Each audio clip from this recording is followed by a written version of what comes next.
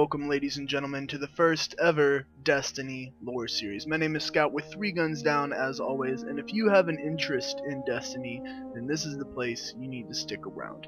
The objective of the Destiny lore series is much the same as the objective in the Halo lore series. We look to objectify everything in the Destiny universe in a scientific way, bring it to terms of understanding of our modern day technology, explain the story, the background, the history, and make theoretical guesses about the past, the present, and the future of any unanswered questions in the Destiny universe. So if you're interested in Destiny at all, this is the place to stick around. This episode is going to cover everything we currently know about Destiny in terms of a lore setting, because it's not too much. We're not going to go into how technology works or how weapons work or things like that, because I haven't seen enough of it in the game of the different species to get a complete understanding or read any information that gives me any kind of hints to help me explain what's going on. We might touch bases here and there on a few little things, but we're not going to do any major delving into the technological aspect of Destiny. So without any further ado, let's get started. The stories tell of a golden age long ago, when our civilization spanned the system. It was a bright and hopeful time, but it didn't last.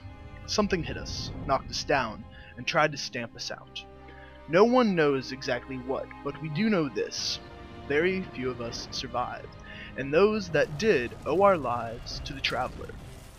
Legends say the Traveler sacrificed itself to save us. The mysterious sphere still hangs where it made its last stand, low above the earth, keeping silent watch. The years that followed the collapse of the Golden Age were hard, but slowly we joined together and built a city beneath the Traveler, and now we've begun to venture back into the wild, only to find that we're not alone. Strange and deadly creatures have occupied our old worlds. They were pressing hard against the city, probing for weakness, trying to stamp us out for good. Your story begins at the moment of great adventure and peril. You're a guardian of the city, a soldier able to wield some of the Traveler's incredible power. If you can find a way to save the city, to reclaim all what we have lost, you'll become a legend. If you fail, the last light of civilization will go out. Now, the Guardians themselves are actually undead. The Traveler creates a ghost. It creates several ghosts. For each ghost, there is a guardian. The ghost transmits what power of the Traveler it has into the Guardian, resurrecting them from the dead. As seen in the open cinematic, he says, you've been dead for a long time. I think it's quite interesting that the Traveler has the ability to actually resurrect the dead. In the opening cutscenes, we find out that human population tripled. Is this because the Traveler was resurrecting the dead, the recently deceased? And was it keeping people from dying? We're not entirely sure about that, but it's definitely a real possibility as to the reasons why human civilization tripled. It tripled on Venus, Earth, Mars, and the Moon, all areas at which the human race had a foot. And possibly on Mercury. While we don't actually go and get to explore Mercury as far as we know, that's been confirmed by Bungie dev team, there is a multiplayer map on Mercury, so it is possible that there are a human civilization or remnants of human civilizations or other civilizations that have been there. We're going to move on and talk about all the species that are in Destiny the game. We're going to start with the ones that you get to play as a Guardian. I don't feel the need to talk about humans. This is pretty self-explanatory, as the humans seem to be the centralized theme of the existing race that was on planet Earth and spread out into the galaxy, so there's no real need to talk more about them. We are going to start with the Awoken. It is said the Awoken were born in the collapse, descended from those who tried to flee its wrath. Something happened to them out on the edge of the deep black, and they were forever changed. Today, many Awoken live in the reef, aloof and mysterious, but others return to Earth, where their descendants now fight for the city. Earth-born Awoken sometimes venture out to the reef, hoping to learn its secrets, but find no special welcome from their reclusive queen. Now, the Awoken are the ones that generally have pretty colorful hair, and their skin ranges from wide ranges of purple to blue and even some green in some cases.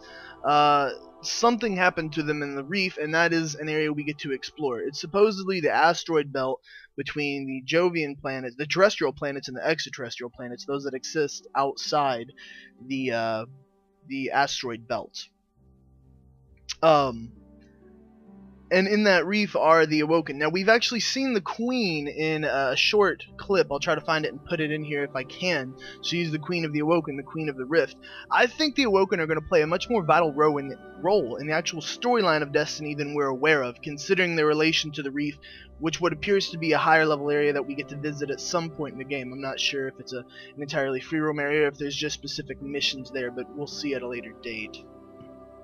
And lastly to talk about are the Exo.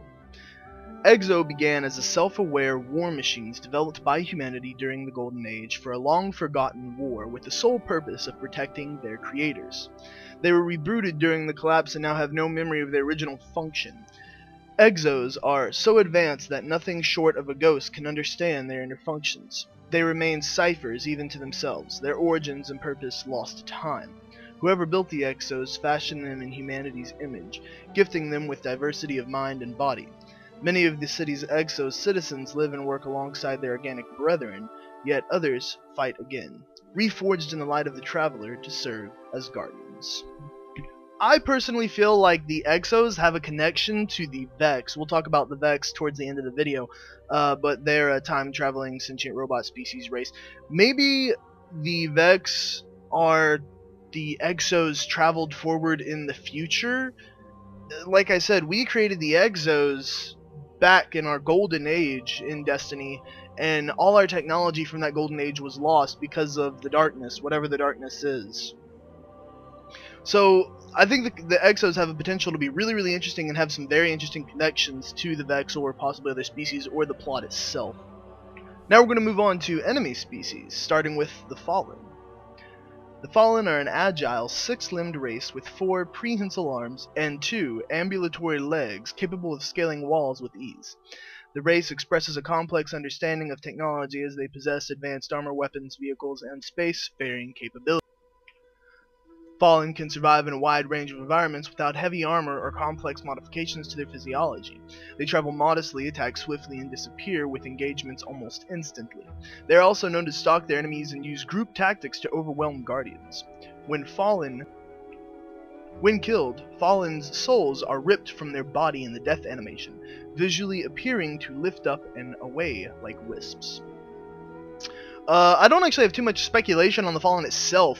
I just feel like they were a species that existed out in the race and have been made enemies by the Golden Age and want to encroach on our territory, not much like I do the Vex. And I do actually have some stuff to say about the Hive, not so much about the Cabal, but the Fallen and the Cabal I think are two species that aren't too interesting in terms of a lore series. They're just enemies there in the universe to be more populous of alien races out in the galaxy. But nonetheless, they're what you start off with. They're pretty interesting themselves. However, their souls appear to be ripped from their body when they're dying. Maybe there's a recollective soul thing going on where essentially it's the same Fallen that have lived for 1,000, 100,000 years. Then again, their name also kind of gives to something, the Fallen. What if these are fallen humans, fallen awoken, fallen exos? What if these are fallen guardians that can't return to the light? You know, it's interesting. Next up is the Hive. The Hive are an ancient undead species that traverse the stars in ships that act like sarcophagus, which have kept them alive by some magical means for a millennia.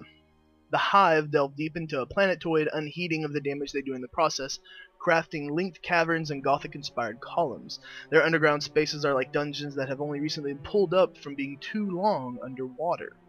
The Hive are intended to evoke a feeling of undead royalty and are vaguely humanoid species The Hive are intended to evoke a feeling of undead royalty and are vaguely humanoid species with dry, flaking skin encrusted with ancient armor. At least some Hive appear to have supernatural abilities, including the ability to hover or float and manipulate energy and electricity.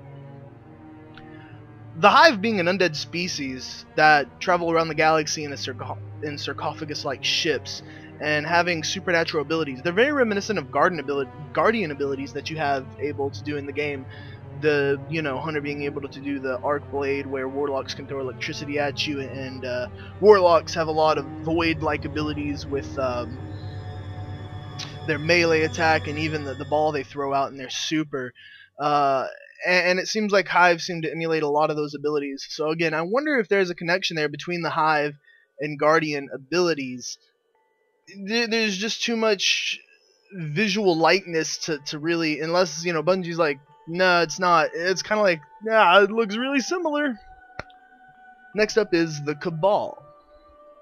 The Cabal are a large, rhinoceros-like species, bipedal race with thick gray skin, a flat nose, concave teeth, and small eyes. The Cabal appear to exhibit an affinity to desert-like terrain, which is evident through their colloquial nomenclature and occupation of Mars. The race expresses a complex understanding of technology, seen with advanced armor, weapons, vehicles, and art of spacefaring technology. When killed, Cabal soldiers collapse loudly and squirt dark oil from their livery. One thing we did notice is that all vehicles, all ships, armor, anything created or used by the Cabal seems to have that oil within it. It goes to their suits, their machines, everything that they use. I think there's a lot more to the Cabal underneath all the armor than what we see at face value. And I think that oil they use is based around everything that they do, whether it's a synthetic type oil. We have no idea what it is.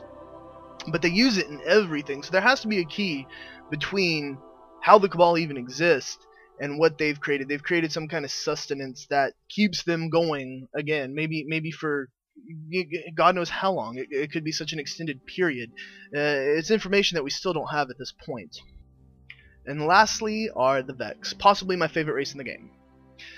When they appeared in our solar system, Vex arrived by a warp gate set up around the galaxy from an unknown location or time. A variety of ports claim that the Vex appear to be mass-produced machine units. No official relations have been made to them, as all attempts to communicate with the Vex have failed. Their bodies are made up of an unknown metal alloy resembling hammered brass, yet they are not entirely mechanical. Some organic materials are present as well. Their routines and ceremonies remain mysterious and illogical to humans. They are hostile, unrelenting, and deadly. The Vex, I again believe, have some kind of connection to the Exos. It makes sense to me, seeing as we don't know. All we know is that humanity developed the Exos during the Golden Age. We don't know whether the Exos are entirely mechanical or entirely organic. Only the Ghost can understand their inner functions. But I want to bring this all back to a point.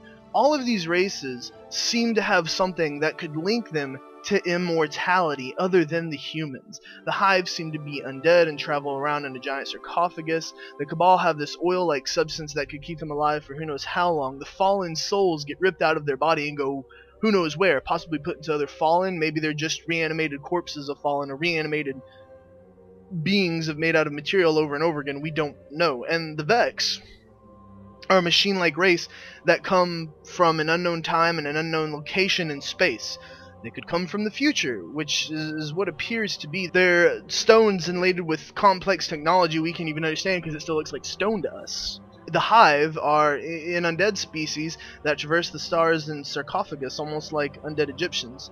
I have a prevailing theory, but I don't want to stick too much to it. One thing we don't know that raises bigger questions is we don't know what the darkness is. They never refer to as the Cabal, Vex, Hive, Fallen, or any other race that we've encountered as the darkness. The darkness has always been something separate. However, it seems like these other races are aiding the darkness or controlled by it. Maybe all the races together are considered the darkness itself. But that doesn't seem to be the case because they constantly refer to the darkness as something separate, as something coming for us still, even when the Hive are in our face and we won't be able to fight it back this time. What is it? We don't know.